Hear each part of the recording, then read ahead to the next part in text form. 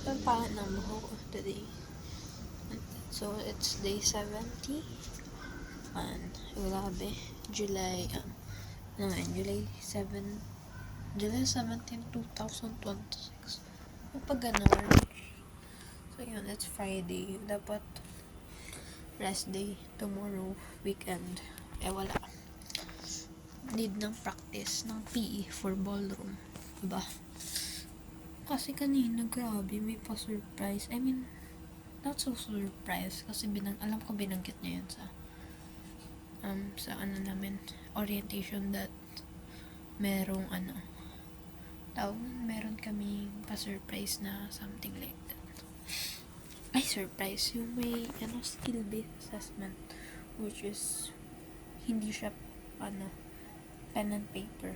So, skill-based, ibig sabihin perform kami. So, i-perform ng by pair. So, for example, sa group namin, we have 5 pairs. So, 1 pair at the time. Instead na isang group mag-perform kami, and that is crazy.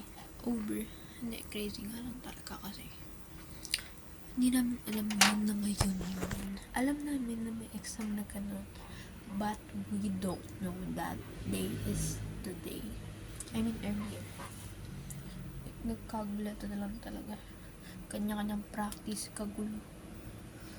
Ayun, naka 38 naman. Grabe, pero dami naka 40. Galing nila. Yes, lalo sa cha-cha.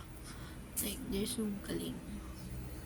So, ayun, di pa tapos yung sayo namin, kaya magkikita-kita kami tomorrow.